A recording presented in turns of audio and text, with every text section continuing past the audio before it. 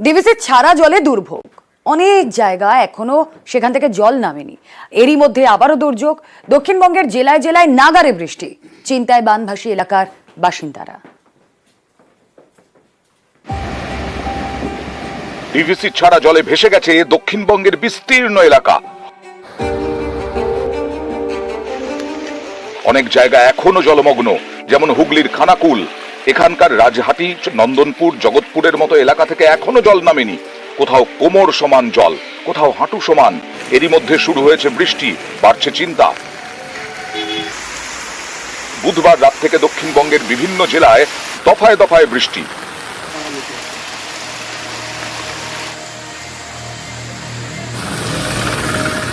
পশ্চিম মেদিনীপুরের ঘাটাল এখনো বিস্তীর্ণ এলাকা জলমগ্ন। অনেক জায়গায় যাতায়াতে এখনো ভরসা ডিঙি নৌকো। এই চরম দুর্ভোগের মধ্যে আবার ভারী বৃষ্টি। এই যে বন্যা হয়েছিল কিছুটা কমেছিল, আবার পুনরায় এই যে দুর্যোগ হচ্ছে, এতে আবার আমরা বন্যায় ফাঁসবো।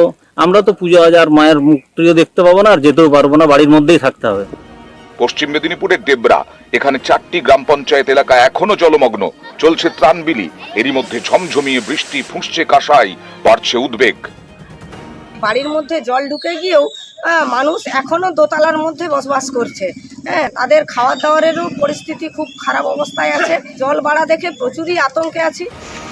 পূর্ব মেদিনীপুরের পাঁশকুড়া, এখানকার বিস্তীর্ণ এলাকা জলমগ্ন। এর মধ্যে বুধবার রাতে কাঁসাই নদীর বাঁধ ভেঙে জল ঢুকে গড় পুরুষোত্তমপুরে। সকাল থেকে আবার অঝোরে বৃষ্টি। এখন পরিস্থিতি যখন থেকে ভাঙছে তখন থেকে ঘরে যে জল ঢুকছে, আর বেরাবার জায়গা নেই। বাঁধে আছি আর ওখান থেকে যাইনি, এখনো যে জল আছে আর যেতে পারিনি, ওইখানে এখন বাঁধেই আছি। হুগলির তারকেশ্বর, ডিভিসি ছাড়া জলে এখানে ডুবে যায় বিঘের পর বিঘে চাষের জমি। এতে মাঠের ফসল মাঠেই নষ্ট। অনেক চাষের জমিতে এখনো জল জমে। এর মধ্যে বুধবার রাত থেকে আবারও বৃষ্টি শুরু। যে অবস্থা দাঁড়িয়েছে যে এখনো মাঠ থেকে জল বেরোয়নি, মানে শেষ হয় না। ধান তো সমস্ত নষ্ট হয়ে গেছে, সমস্ত সবজি নষ্ট হয়ে গেছে। মুর্শিদাবাদের ধুলিয়ান, এখানেও রাত ভর বৃষ্টি। গঙ্গা ফুঁসছে। বৃহস্পতিবার বন্ধ করে দেওয়া হয় ধুলিয়ান পারলালপুর ফেরি সার্ভিস। এদিন সকাল থেকে ঝেঁপে বৃষ্টি কলকাতাতেও।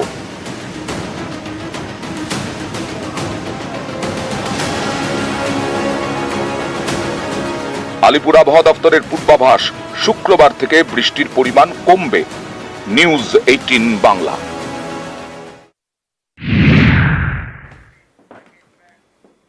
একদিনের বেতন পশ্চিমবঙ্গের মুখ্যমন্ত্রীর ত্রাণ তহবিলে দিয়ে দুর্গতদের পাশে দাঁড়ানোর অনুরোধ। লিখিতভাবে এই অনুরোধ জানিয়েছে ডিভিসি কর্তৃপক্ষ। যা দেখে অনেকেরই প্রশ্ন, চাপে পড়েই কি এরকম নমনীয় হলো ডিভিসি? এটা কি তাদের ক্ষতে প্রলেপের চেষ্টা? প্রশ্ন উঠছে।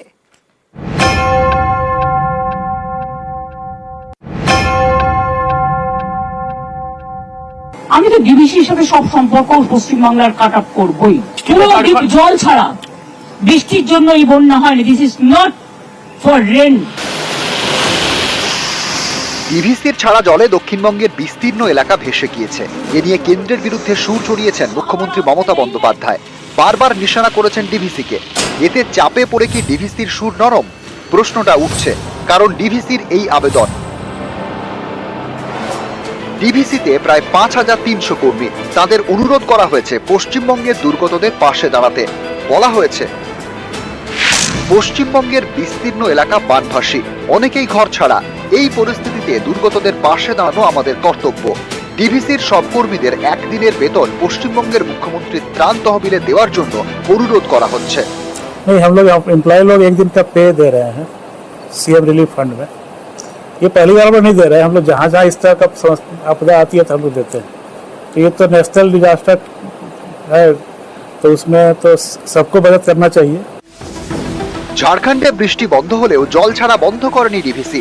এর জেরে দক্ষিণবঙ্গের বিস্তীর্ণ এলাকা ক্ষতিগ্রস্ত হয়, বাঁধ ভাঙে, অনেকের বাড়িও ভেঙে পড়ে, অনেকেরই প্রাণ যায়।